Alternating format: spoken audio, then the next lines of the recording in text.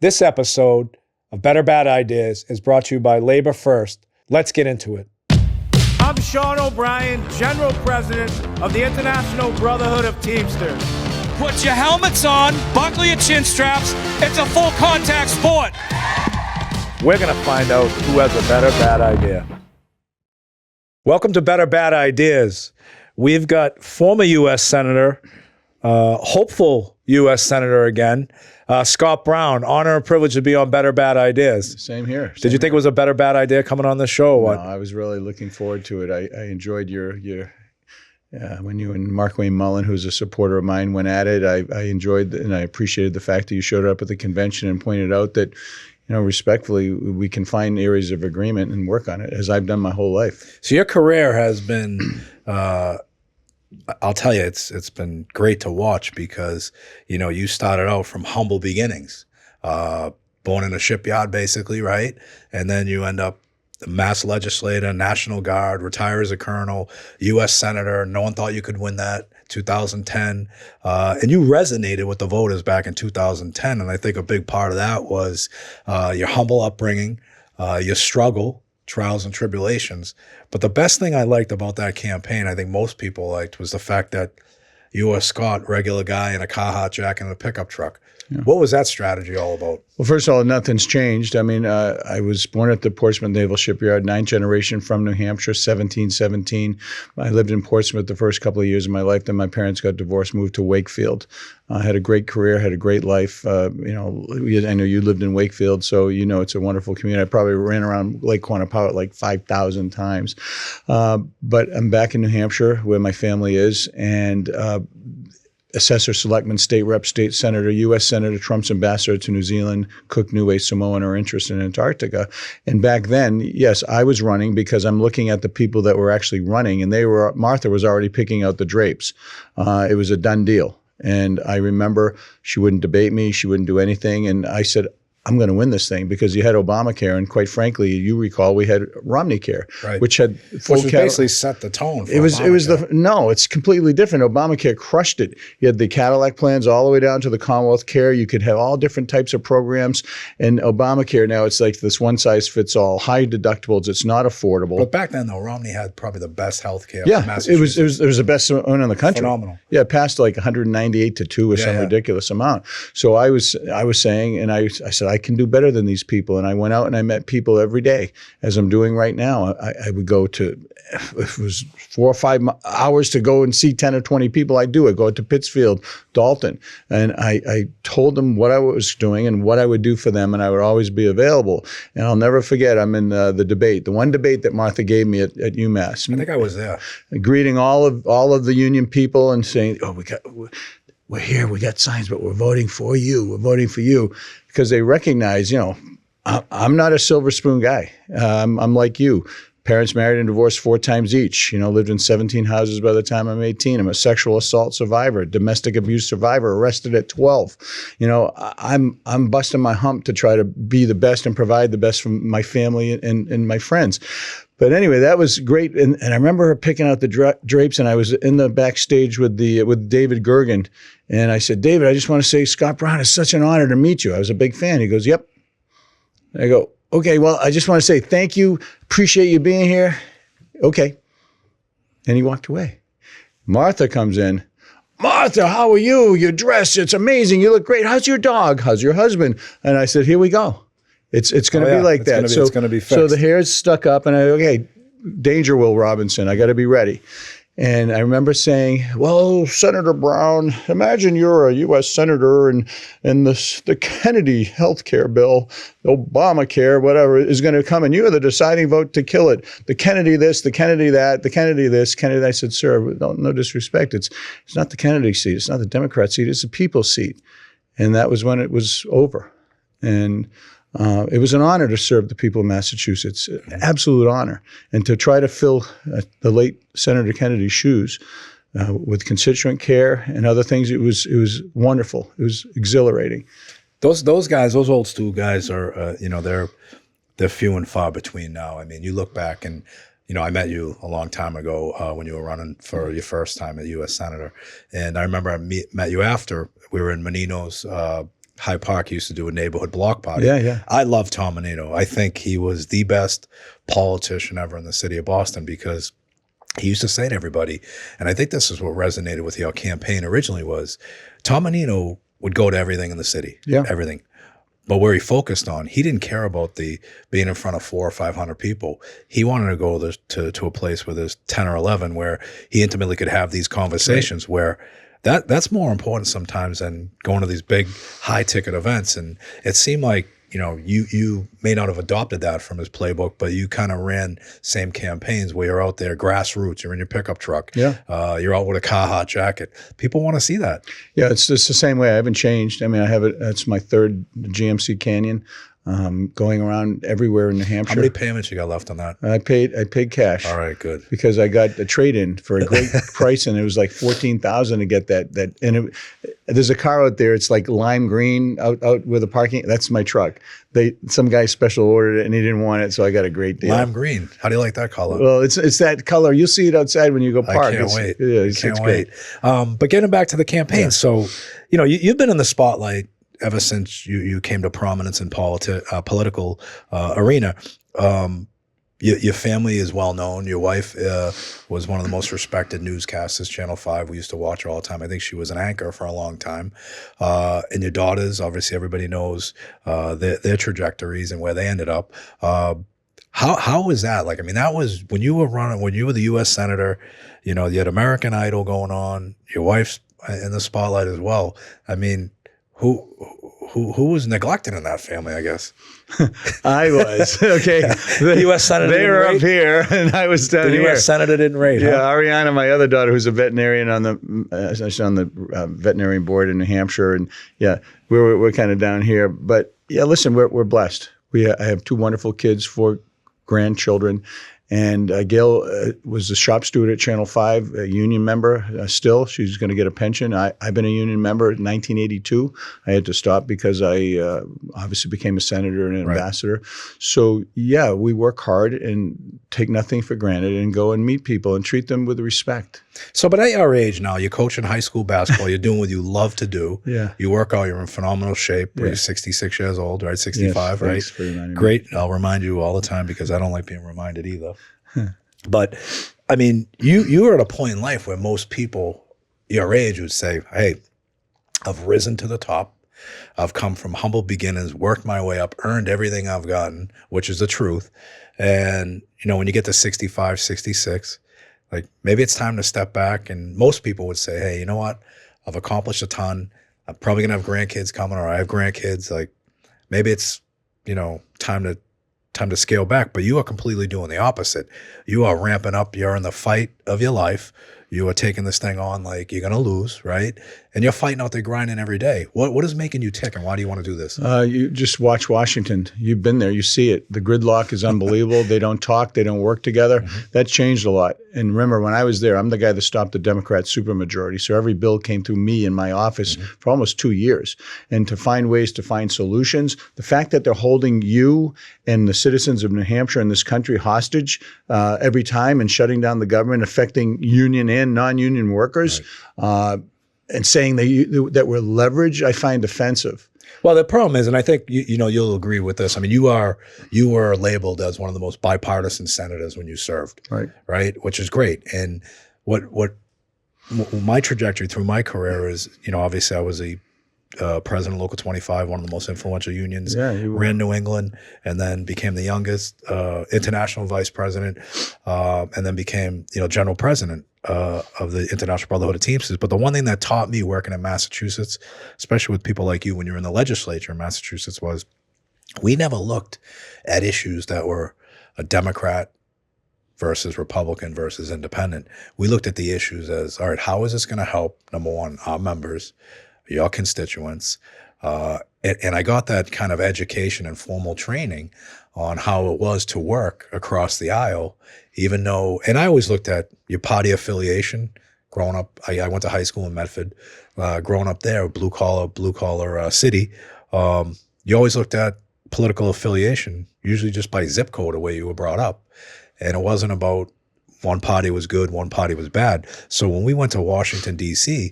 In 2022, I was looking back at like, the Obama years.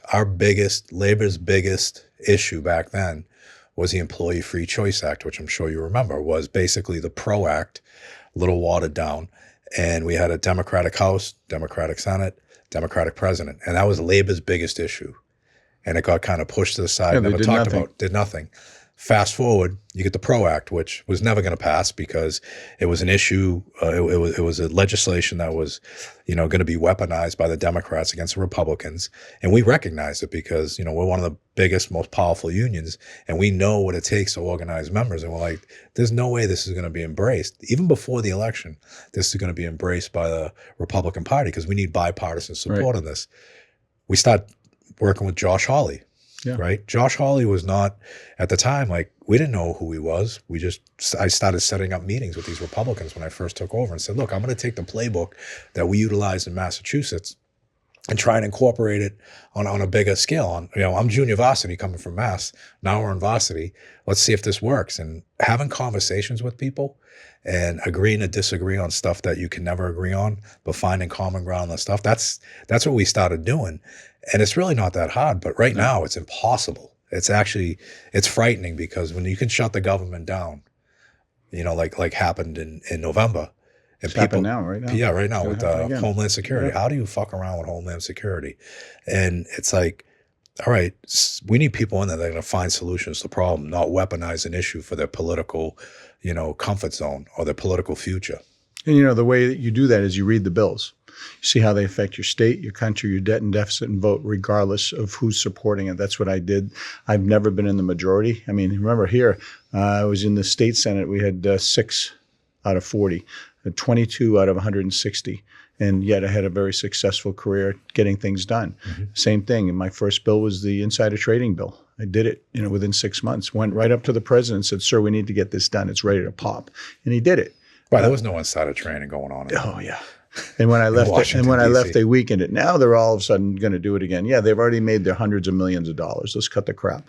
Well, there's some that were in the paper from this state this week about their rise. Of course, yeah. It's mind-boggling, quite honestly. Hey, look, I'm all about people make your money. Yeah, but you know how they do it. They're in committees and they get special information. They go trade. Sure, on it. It's wrong. But think about representatives in Massachusetts right now. We've got some good ones. We've got some ones that, forget who they represent, forget, that their constituents who are the ones that allow them the privilege to serve, whether it's in the House or in the Senate. And that's where I had the struggle early on with the Democratic Party. And I'm a Democrat. I grew up as a Democrat by zip code, by my parents. My mother is a card-carrying, she was a card-carrying Kennedy Democrat. Yeah. They did no wrong in her eyes. Now, she watches Fox News, right? Because the party has changed so much where it forgot who they actually are elected to serve. See, I believe that the Republican Party is now the party of the working people, and that the Democratic Party is the party of the elites, the billionaires and trillionaires and the others who are basically trying to control our government. You just see it now. Your unions, they supported Trump 60%. They did, but I'll say this. And you say they're the working party of the people, the party of the working people. They could be. Right. So, we've gotten tremendous support on legislation called the Faster Labor Contracts Act with Josh Hawley leading it from the from the Republicans and Cory Booker from the Democrats. But I said this to Representative Emma recently. So after the election, we were the only union that didn't endorse, which was huge for the Republicans. Right. So Emma calls me into a meeting with all these Republicans, Congressman Stauber's there, the whole group. And they're like, this is great. Emma goes, I want to be the, we can prove that we're going to be the working people's party. I'm like, great. You just have to prove it. You have to do some things. Right. And nothing's really been done outside of, J.D. Vance has done some great stuff for our members in the rail division. This attack on people are saying this attack on the federal workers, that's their fight. They're in court over that stuff. But there's issues where the Republicans right now could take the ball and really run with it. And I'm encouraging that every single day because clearly the Democrats lost the support of the rank and file. Not necessarily the leadership, but the rank and file of all our unions. And if I'm a Republican like yourself, and you've proven over time and time again who you support, working people, like I would be out there saying, all right, what are your issues? We can't do this, but how about let's figure out a path that it works for both sides. I agree. So I am. And I'm encouraging them every single day. You Like should. I had a That's great. conversation yesterday about a discharge petition that we're trying to get on the floor. And it'll remain nameless. And he's a Republican. And I'm like, you were out there leading the charge.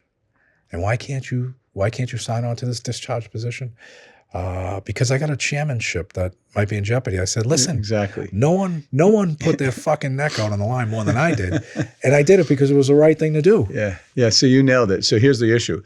If you don't vote along, whether the Democrats and not so much the Republicans, I didn't have that issue, but with Chuck Schumer, if you don't vote along the party lines, they take away a staffer, a funding, a Codell, a chairmanship, and they use that as leverage. Me, I don't give a shit.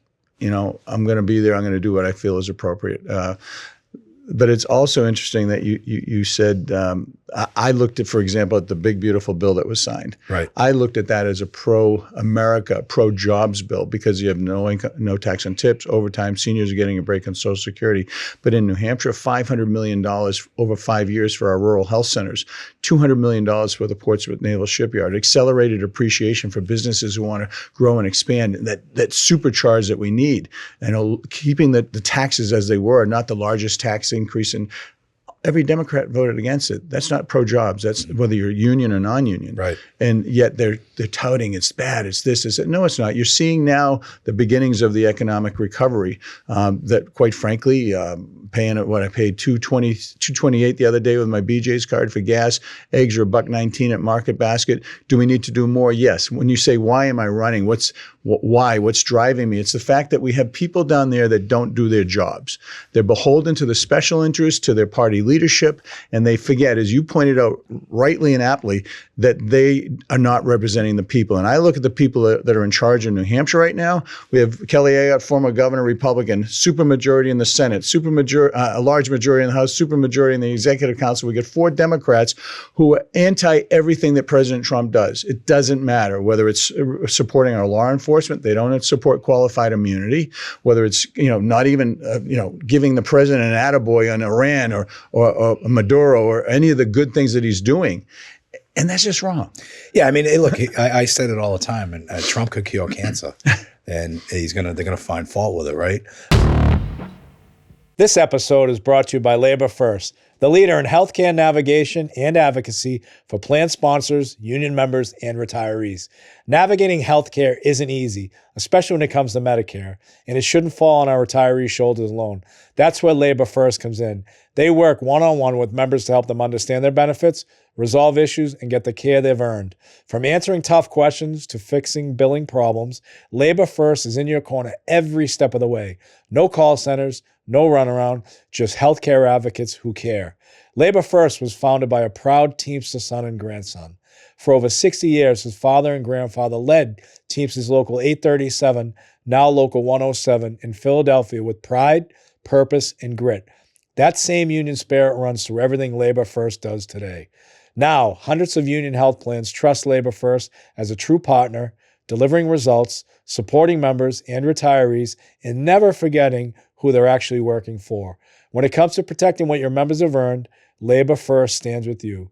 Visit LaborFirst.com to learn more.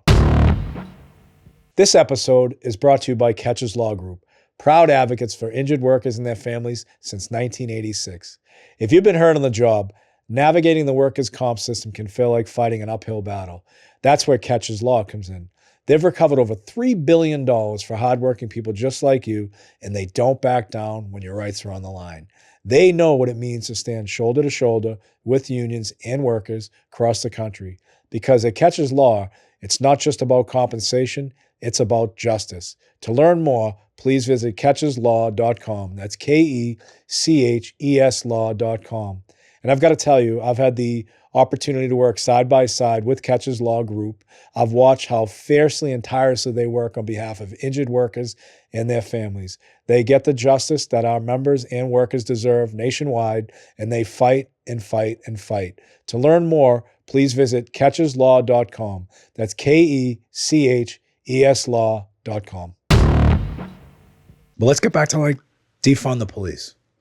You arrested at 12 years old, right? Yeah. You didn't like cops back then. I was chased my whole life by them, even in my adult life by the feds, right? The stuff I didn't even do because they can make anything they want up. But here's the reality of it. Like, you need structure. You need, and when someone's saying, let's defund the police, like, I get there's bad cops out there. There's bad everybody out there. But if you defund the police, like, who's going to keep law and order in a city or town? And instead of saying, all right, there's a problem. Maybe there's a problem with the police. Maybe there's a problem with the training. Maybe there's a problem with community policing. Let's figure a way to solve this problem without compromising the public safety and putting everybody at risk. And like, that's an issue that I'm like, I don't know, if you went out and polled everybody in the community, would they want capable, qualified people on the streets at the night that, you know, the times they're sleeping? Like, you don't want people running wild. No. Well, first of all, I have a lot of respect for police. My nephew's a Burlington, Mass. police officer. I have other relatives in DEA, FBI. I did 39 years in the military, joined after the blizzard of 78 as an enlisted man, retired as a colonel. We got it all covered. Sure. That being said, but not for a police sergeant in Wakefield seeing me be a jerk, literally grabbing me physically and saying, if you ever do this, because we worked at Friendly's, he'd worked, part-time at Friendly's. If he brought me in the cooler, he put me on it was like a semi-hook. If I ever see you being a wise ass, if I ever see you doing this, that, or any other thing, I am going to make sure I kick your ass. And it was like, wow, he actually cares. Because remember, my parents were married and divorced 4 times each. I had drunken stepfathers, a tremendous amount of violence. I had zero structure. If it wasn't for a teacher and a judge in Salem District Court giving me another chance, and this police officer and a good coach, I'd be in jail or dead. There's no doubt in my mind. So I have a tremendous amount of respect for what our law enforcement people do. But Chris Pappas doesn't. Our delegation doesn't support them. They give lip service here and there. Oh, we're going to take money out of ICE and put it to our local people. That's never going to happen. Filing a bill just because he wants to do the dog and pony show. In this race in particular, there's nobody in this race who has any military experience. Mm-hmm. I did 39 years. There's nobody who has. Now, what did you do in the military? You were a judge advocate? I was an infantry officer first, and then they did away with the 26th Yankee Infantry Division, airborne, then quartermaster because they did away with the division, and then I'm actually in bivouacking and jumping out of planes. I said, I'm a lawyer. What am I doing? I had kids and married. So I went to JAG Corps, and then ultimately the last 4 years I was representing. Well, most normal people don't have the urge to jump out of a perfectly good airplane. It's exhilarating. It's exhilarating. Sure. It was so fun. So funny, Orange Mass, right? Where they do of course. That, that's where they do the parachuting. So I went up with a buddy of mine when I was younger. And I'm like, all right, I'm going to do this. Like, I want to do it. So go through the class, you're strapped in, you're going to do a tandem. Yeah. We sit in this, it looked like a Volkswagen with wings, right? Sitting there, skies turn black and starts thundering. I'm like, I'm out. Not meant to be. Never again. That was a sign, so I never did it. That's good. Listen, I enjoyed it. But it was an honor to serve. And there's nobody in this race that has any ambassadorial, federal, international. How important is military experience to serve now? I think it's incredibly important with all the things that are happening around the world with our military. I served on armed services and homeland, veterans, and small business. Mm-hmm. We still have 21 people killing themselves. A lot of them have never seen active duty. I want to get back to help solve that. Mm-hmm. I want to make sure that our veterans have a lot of care and coverages in New Hampshire. They shouldn't have to go to Boston or Vermont.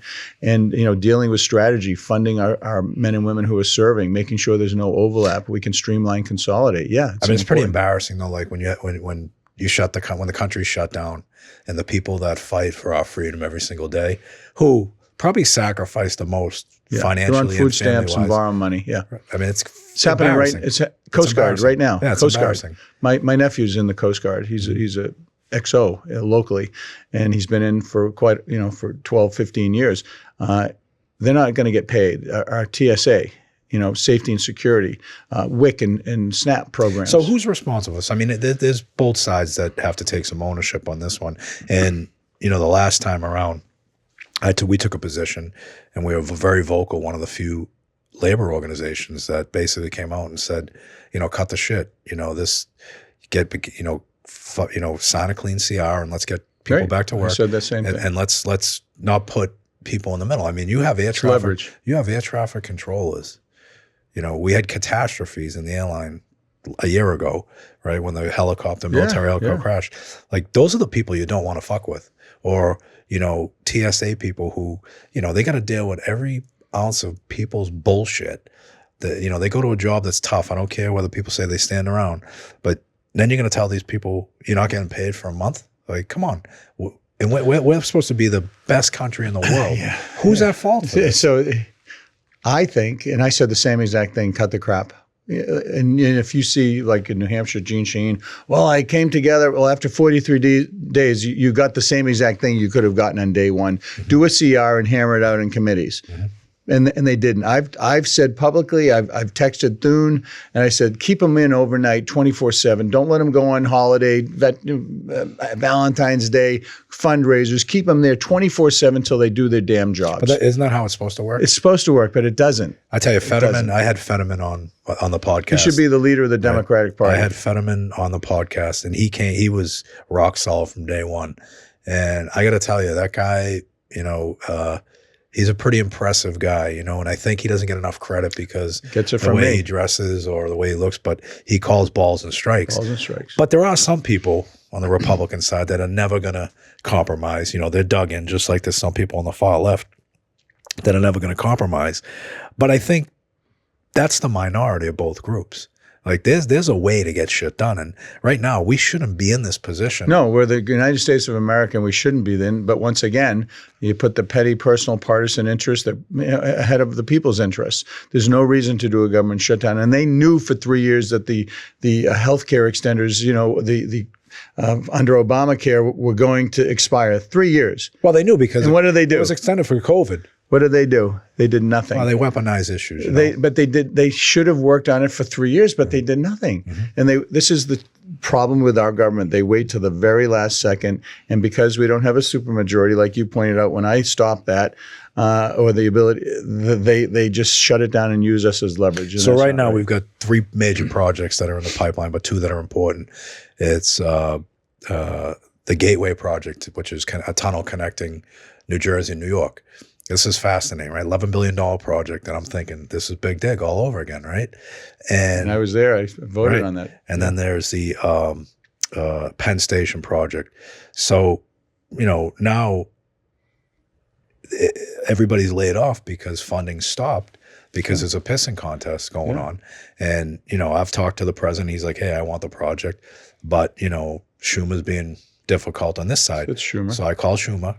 And Schumer and I didn't have a good relationship because I've called him out a bunch of different times and everything else. And I'm intimately involved with this whole project of trying to broker the funding for it. And, you know, what Schumer says on one side, and I go back to the president, and I'm like, hey, this is what's being said.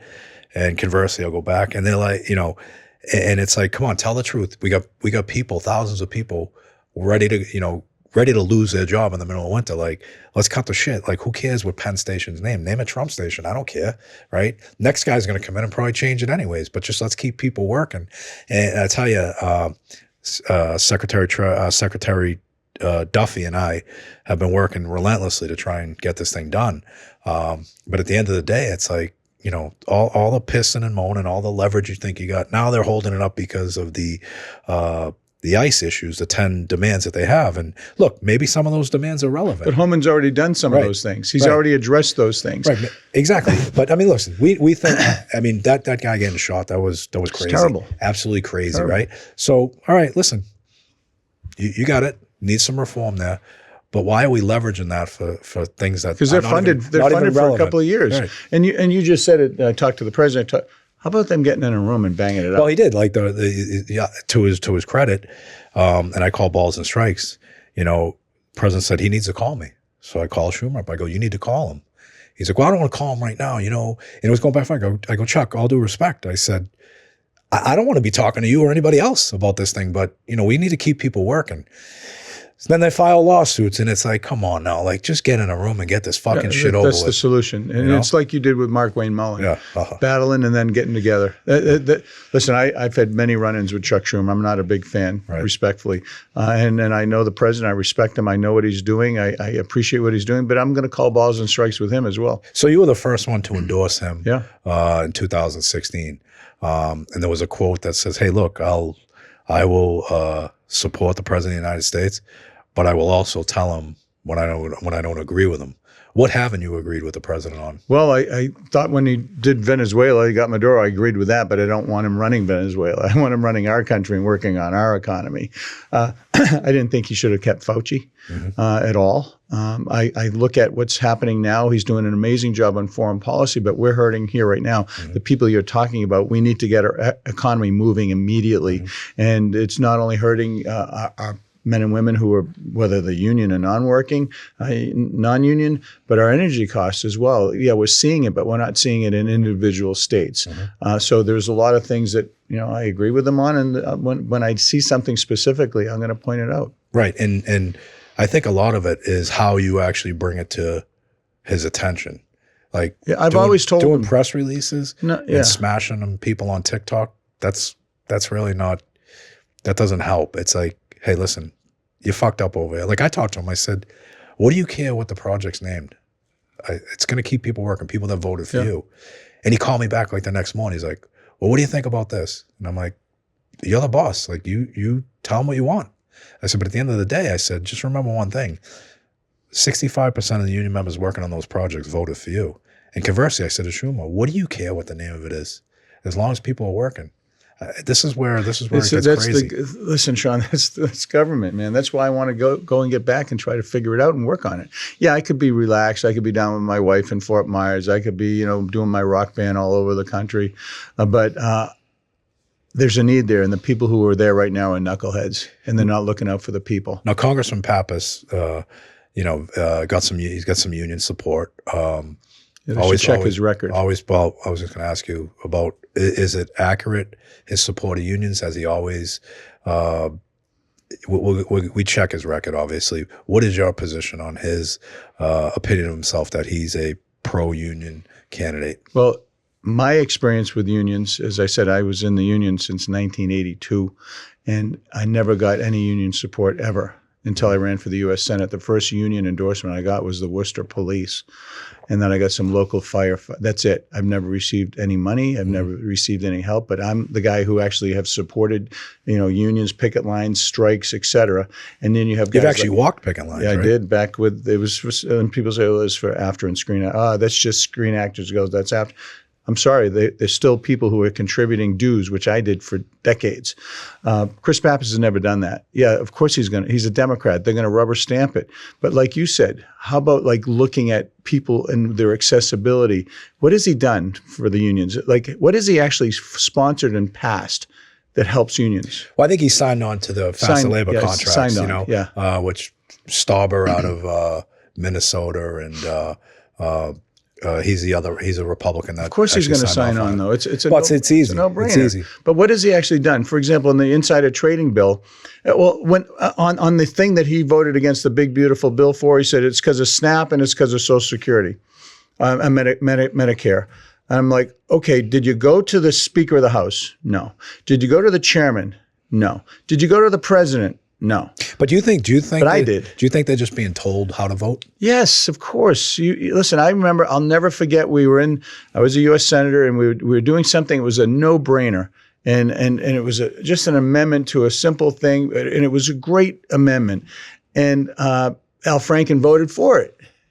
And then Harry Reid comes around, Al, come here. And then he changed his vote. And I said, you're such a pussy. What are you doing? Well, they'll take away a chairmanship. They'll take away my office. But who cares? They do. Because but here's the thing. Think about this. And when I was on the phone yesterday with this person, I was fucking wanted to come unglued. But I'm trying to get mature as I get older. And I want to go, you a fucking pussy? Seriously. What? You don't get a chairmanship? Who gives a fuck? Yeah. Right? You work for the people that elect you back home. What do you care? The retaliation, that'd be a great platform for you. oh, I can really help you. I'm like, how are you going to help me? You can help, millions of working people by getting out in front of this thing. Yeah, I know, but I'm with you. I'm like, okay. Yeah, well, the chairmanship, you have more staff, you get more power, you control all the debate. So yeah, it's important, but you need to. But it's important in D.C. Is it important when you go home to New Hampshire or when you go home to Massachusetts? No. I mean, I'd rather like take a stand, have some integrity, and fight for what the people didn't elect you to go be a chairman. The people elect you to represent your state, right? Yeah. So they don't care whether you're the chairman of Ways and Means. They don't care if you're the chairman of Transportation. They want to know, what are you doing for my state? I elect you. Listen, that's where you and I agree. Let me just make this really crystal clear so it's on public record.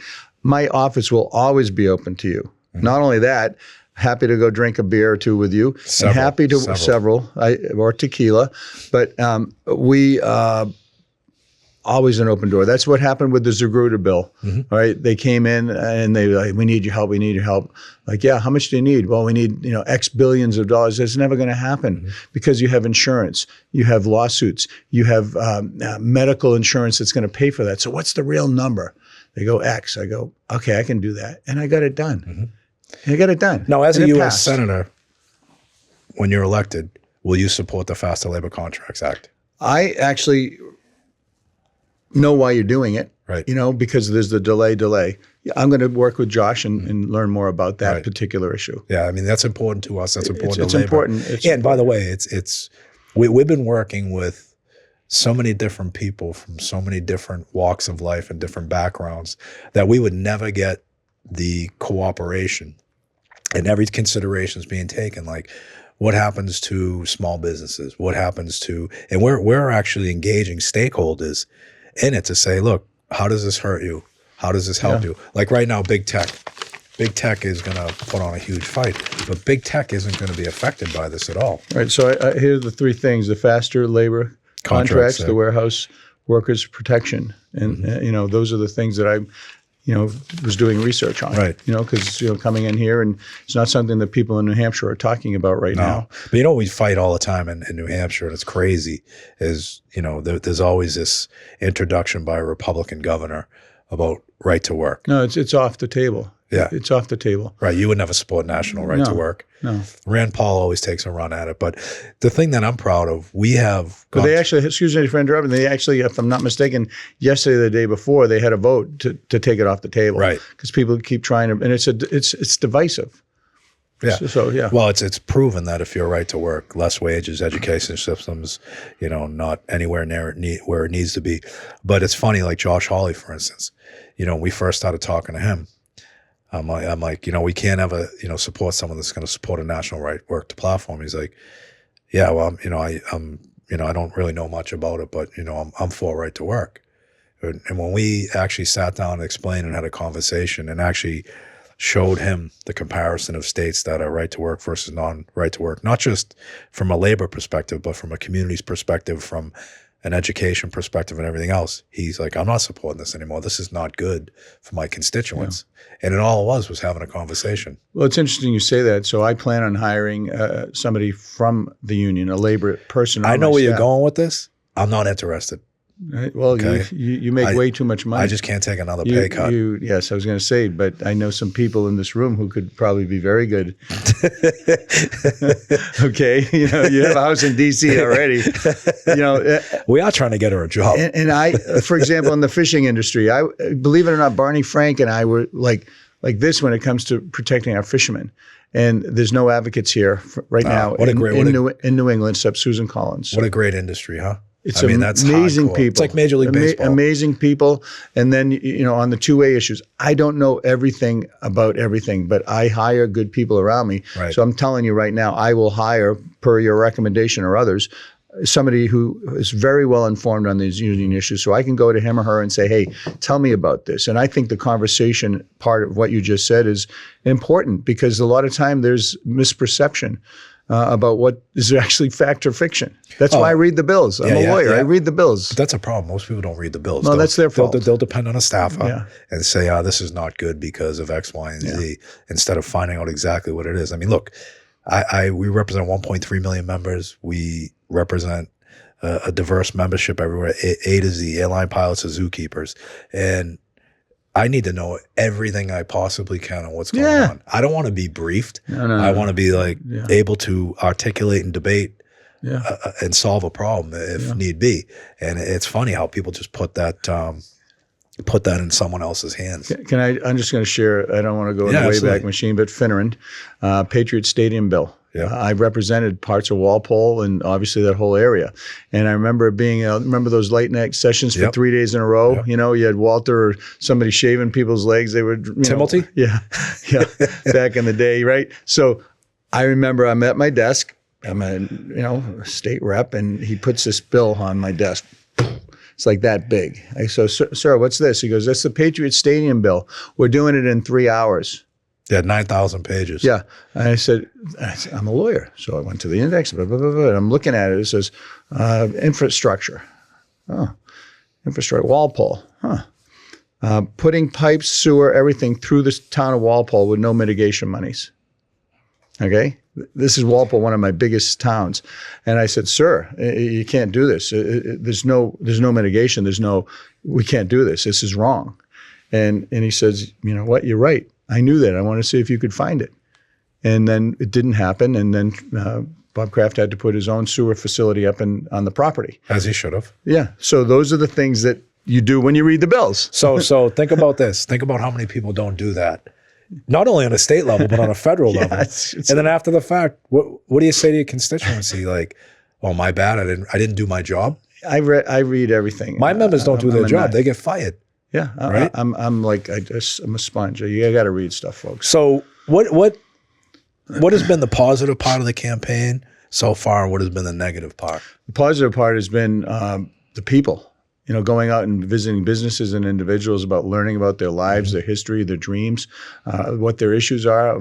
In New Hampshire, it's housing, it's energy, it's the high cost of goods, it's the border, it's sanctuary cities, public safety, making sure that we get our fair share from the federal government, no more federal mandates and then having us pay for it and not them, and making sure that we can streamline the housing process to make sure that people can actually buy houses, transportation infrastructure, those are all important. Those are the things that I've enjoyed learning and listening to. I enjoy getting up in the morning, making 3 hours of phone calls, asking people for money. I love your support as well.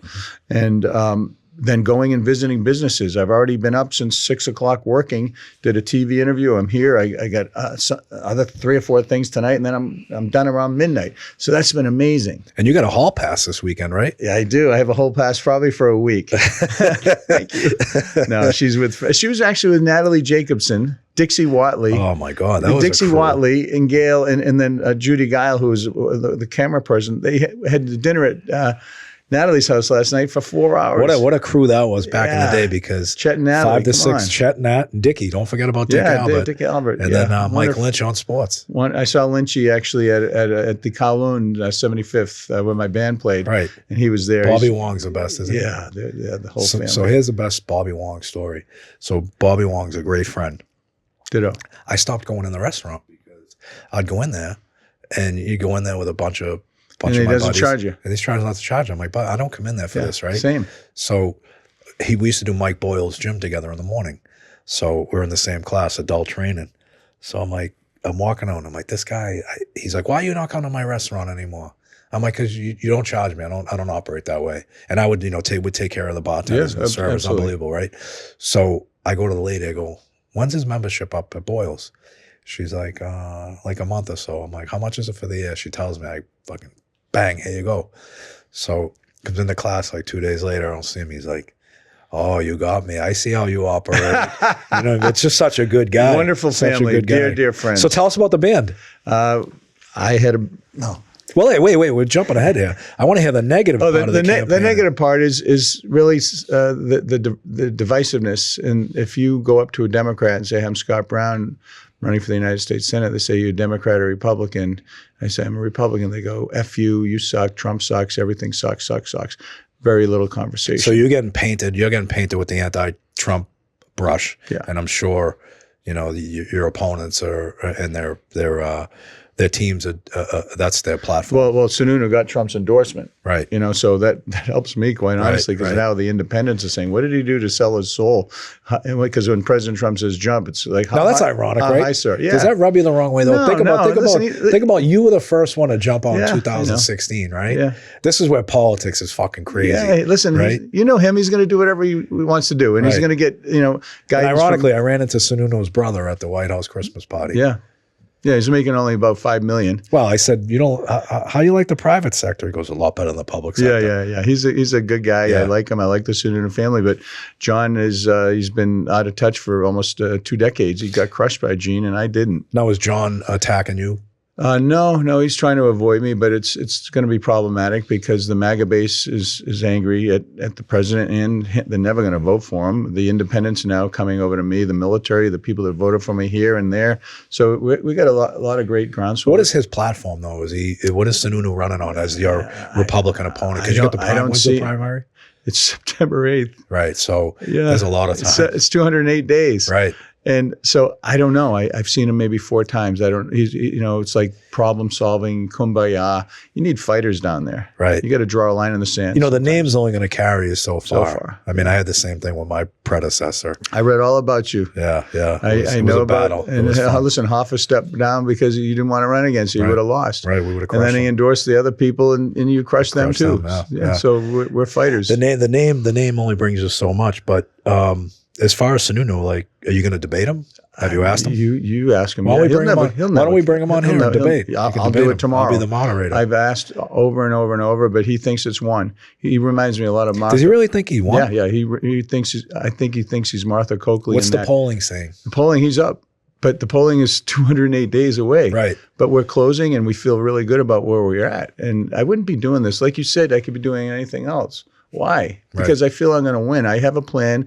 We got $1 million in the bank. We get fully staffed up, and we're ready to rock and roll. He's not anywhere. He's not doing anything. He's relying on that name, and God bless him. Good, great. What do you think the biggest challenge for the state of New Hampshire, for whoever is a U.S. senator moving forward? Well, it'll be a lot easier if it's me, because I have the access to the government, the president, and Thune and all the others. I already was there. Mm-hmm. He was there in the olden days, and a lot of people weren't there. Right.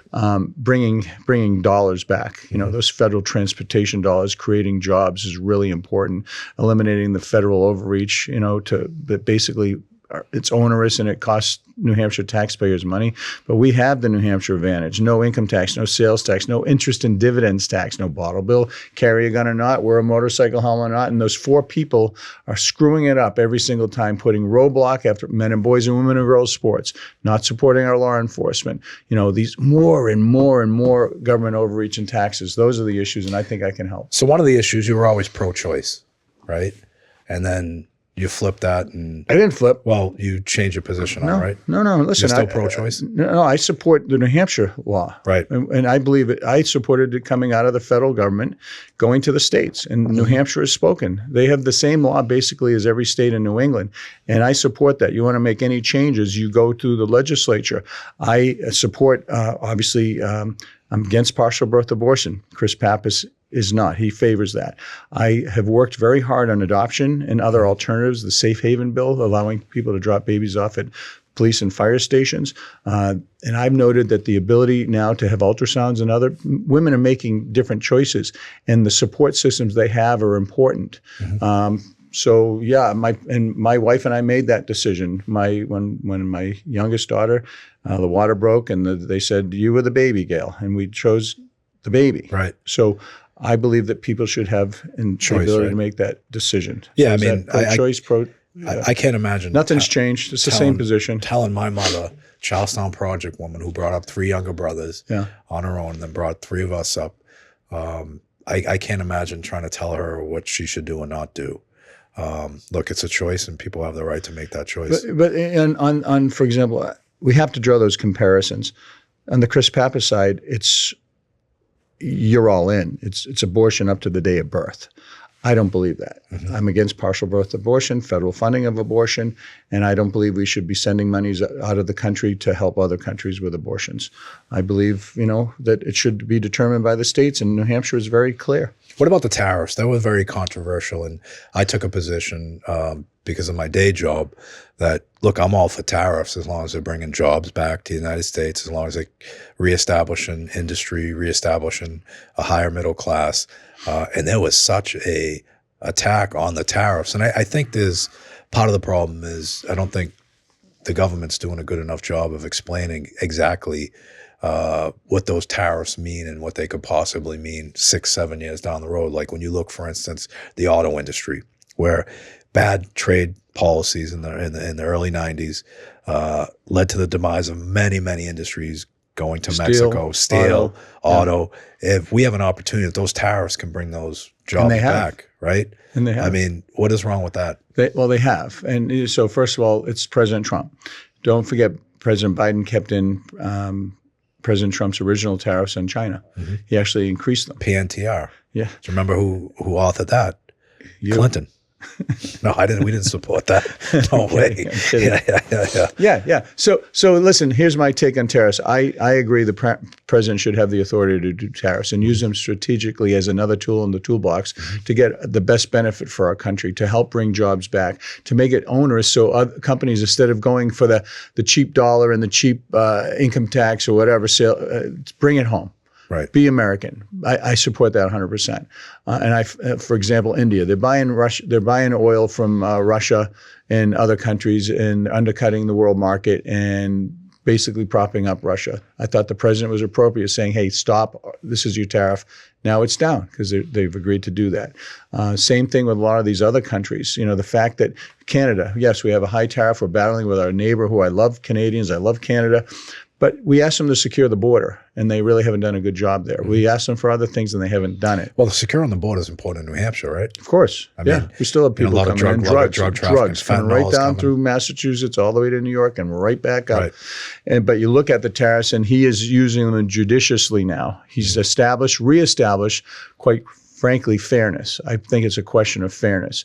If we're paying in reciprocity, if we're paying, let's say hypothetically, China, I'm just throwing a number, 50%. Why can't they do 50%? Why should Japan and these other countries bring in their autos at a 3, 4, 5, 6, 10% tariff, and we don't even have access? And it's for the EU. For me, it was absolutely brilliant. But where did all these policies start from? I don't know. They started bad trade policies in the 90s with Democrats. Yeah, back in the day. Right? And you think about, you make a great point about the safe borders. Fentanyl coming from Canada, or if you're down in Texas, coming from Mexico, right? But you look at all these bad policies, and I remember watching a video of Hillary Clinton's speech when she was running, I think it was 2008. Her immigration policy was exactly what happened. And I think we're all products of immigration somewhere down the road, right? And we embrace people that come into this, the greatest country in the world, do the right thing, don't commit crimes, go through the process. And the process probably should be revamped to allow people to make citizenship a lot sooner than they do. But at the end of the day, that whole argument and implementation was the same argument that was being made by Hillary Clinton and a lot of the other Democrats back in the day, who now oppose. Get rid of the illegals. Yeah. Get rid of the illegals. Now oppose it because it's hypocritical. Right. So here's the problem with the immigration. I've said this from day one. There's a problem with the approval authorities. The judges, the adjudicators, as to getting through that line. My understanding, I could be wrong, is about 1 million people are waiting in line legally. There's no way we're going to put the people here that are here illegally ahead of our veterans or people that are following the rules. So I suggested that we activate the JAGs, the Reserve and National Guard JAGs, as well as retired judges and others, and train them up. Train to vet these people through. Train them up and get them and get these people through. Now, being a 40-year career military guy, there's been allegations, and obviously there's been people that weren't legal that served in the military that got deported. Is that true, or is that accurate? I don't have that knowledge, but I do remember when I was at basic training and others, there were people here that could earn their citizenship by serving. And I believe that's still the policy. I don't have any personal knowledge of them being deported, but we saw a guy up in Maine or somewhere who was a police officer carrying a gun, and he was here illegally, Yeah. And so, sorry, broke the law. So there's a national push in Hollywood. You were a member of Screen Actors Guild. Yeah. Your wife is a pension from there. There's a nationwide, when you talk about AI tariffs and you talk about incentives, we lost about 50% of the work in Hollywood to overseas, like the UK, Canada, China, because they've got real generous tax incentives to go over there and film movies. They can masquerade Paris to look like New York, Boston, or Chicago. And, you know, I look at Hollywood, I look at movies, I look at motion pictures as like, you know, baseball, it's iconic, right? And when you are seeing this work go over to overseas, and then you factor in AI, you factor in all these issues that are going on, what would be your position on a nationwide tax incentive to incentivize these big Hollywood productions to stay in the United States? Would you be for something for that, or would you be against it? You know, there was a push to tariff all the major studios for going over there, but that really wouldn't solve the problem in the States. Well, in Massachusetts, you know, we have a very generous, I believe it's still in effect, incentive. It's in effect till perpetuity. Well, I supported that. I know you did. did. We appreciate that. And so, you know, that's something that certainly by state we should absolutely do. You know, I'm not a big fan of mandating things from the federal government unless they're going to pay for it, but incentivizing businesses like the president is doing. Is it a tariff? No. Is there a potential for a tax write-off or offset to, you know, stimulate businesses coming back? Yeah, listen, I'm all ears. You know, but I just want to find a way to pay for it potentially. But in Massachusetts, you walk in Logan Airport. One of my favorite ways is to take a shortcut and go. It was at Terminal C, I think. Is that JetBlue down off? Yeah, when you go and you see all the movies that we've done, right? You know?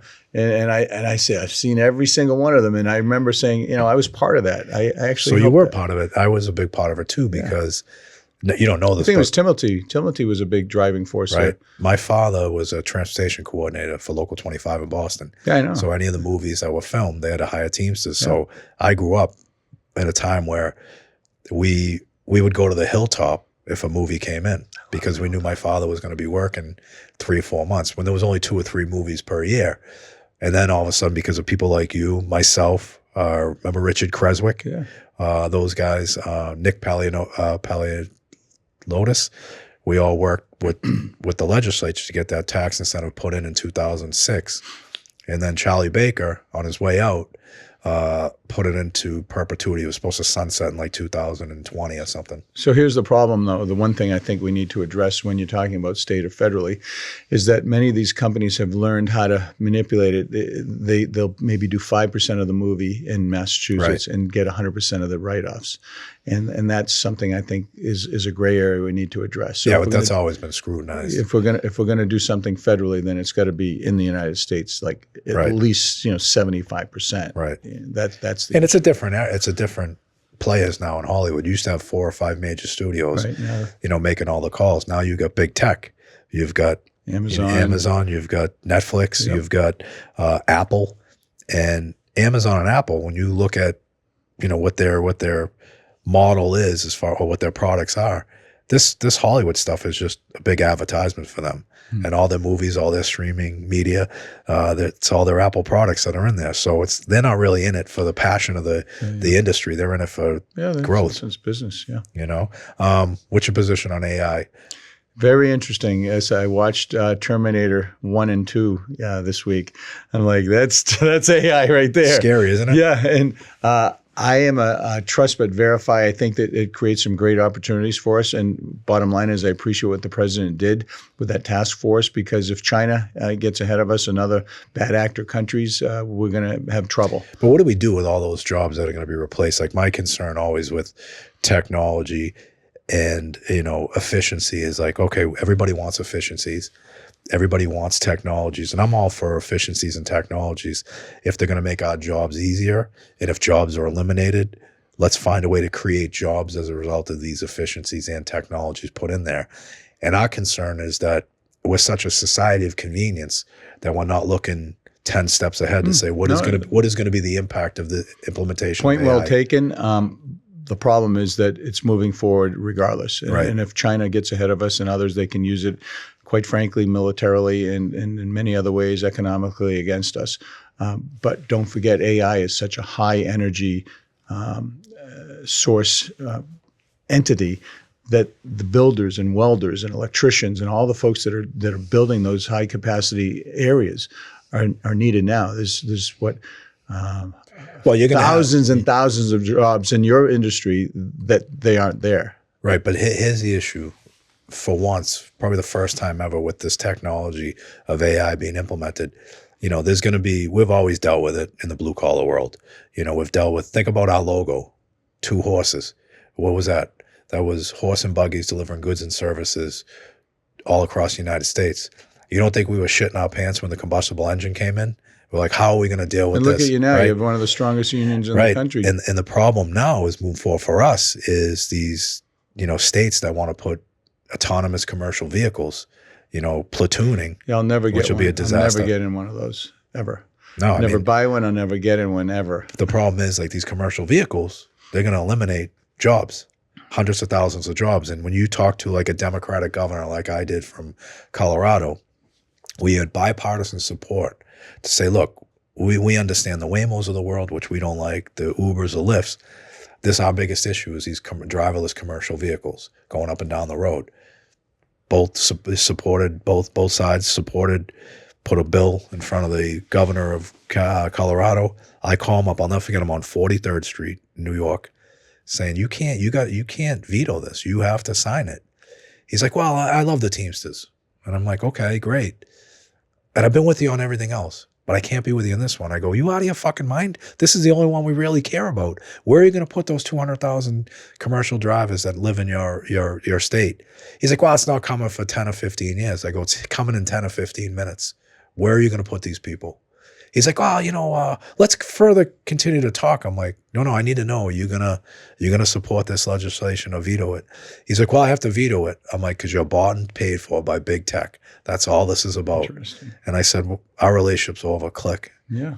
Calling draw us that up. line. You got to and like we're talking about right now, do I know everything about AI? Absolutely not.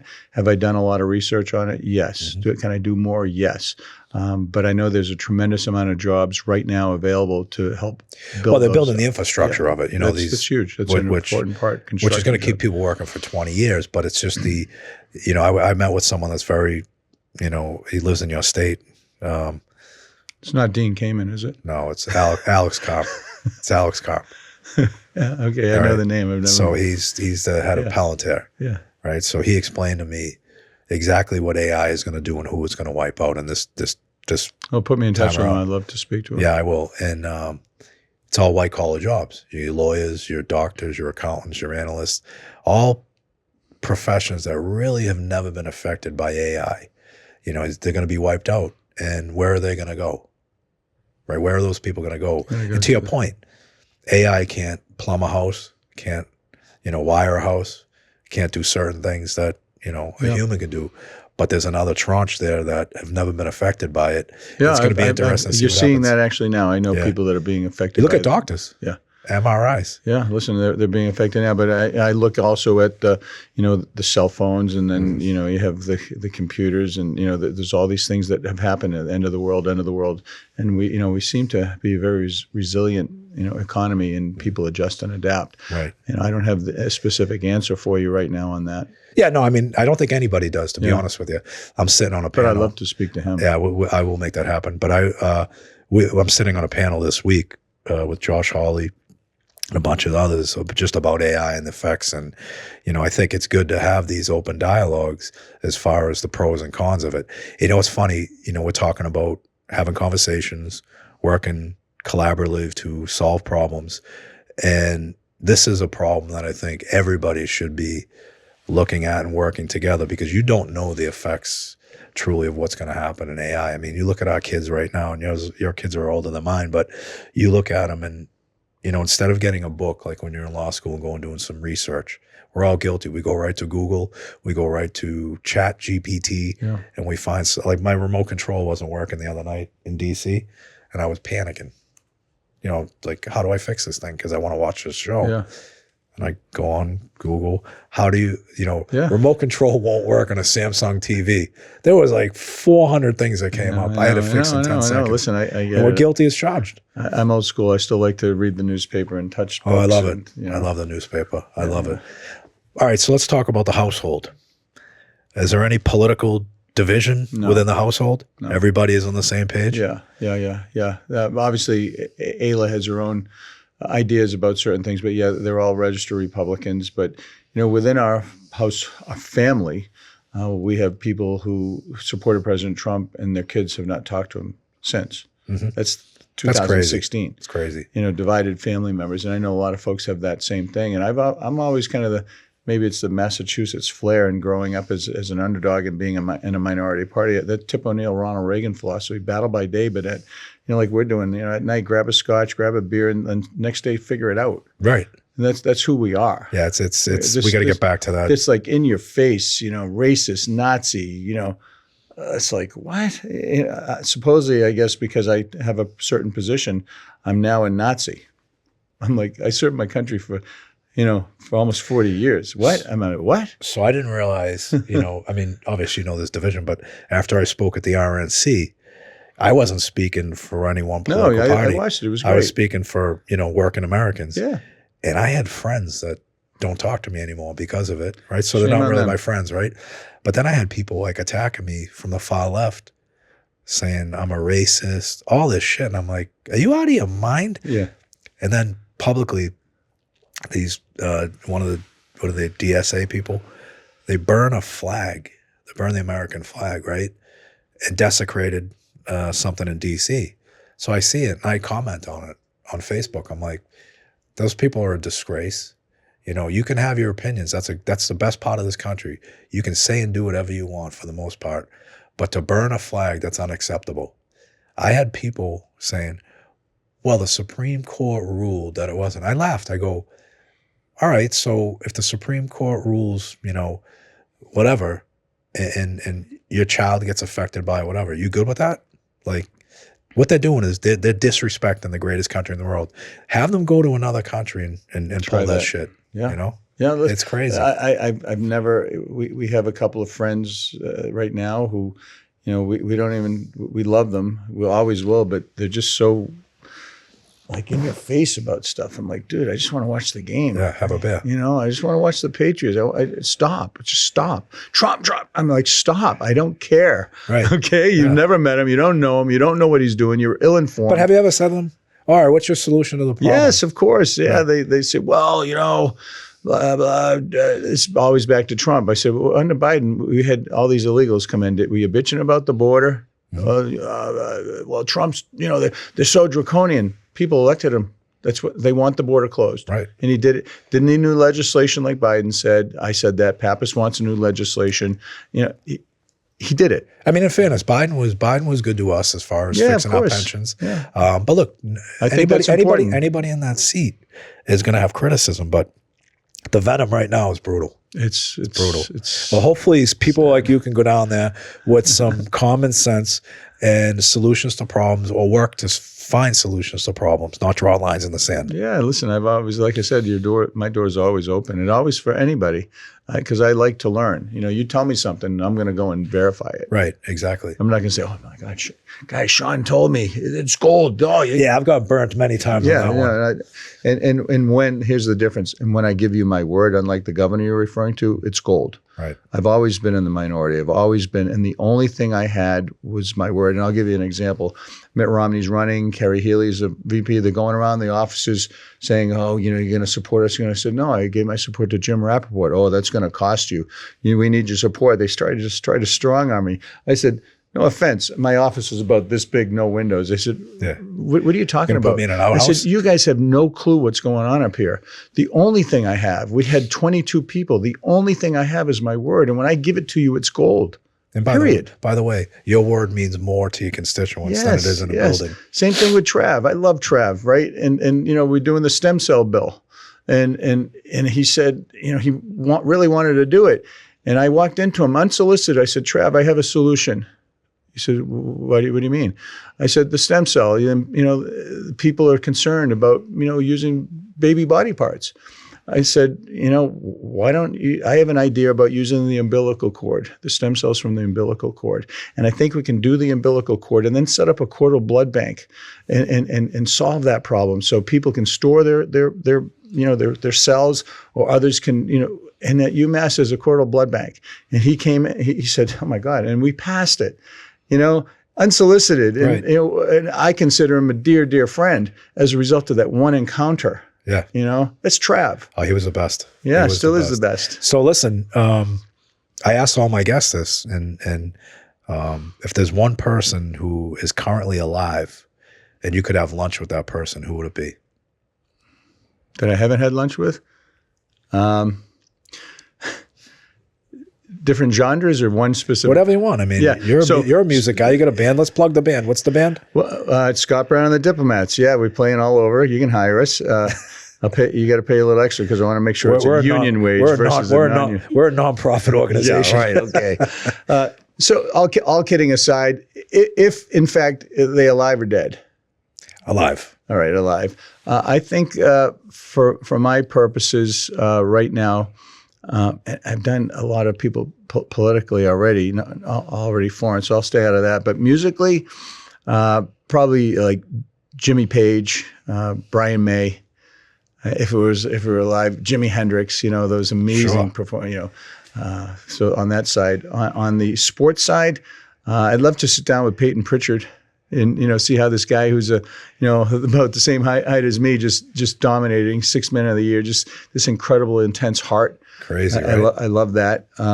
Business wise, it would probably I met Elon Musk, but to sit down with him and actually learn about what makes him tick and his view on things without the noise. That was quite a falling out. Yeah, but they seem to be back. You don't know. You just never know. It's so irrelevant.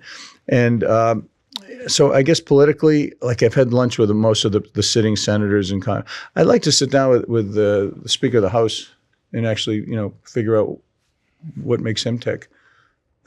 So That's great. So let's plug the band.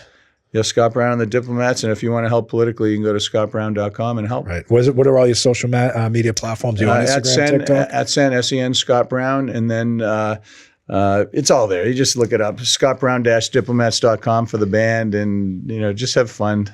All right, great. Listen, thank you very much for coming Sean. on Better Bad Ideas, and you're always welcome back. And look, if you want us to broker that debate, we'll try and settle it up. I want it. Let's do it. He won't All show right. up. You do it with Chris Pappas too. I don't care. We can try and do that. That'd be different. Never wouldn't it? happen. It never happened. All right, we'll try and get it done. All right. Thanks. All right, Cheers, thank you. everybody.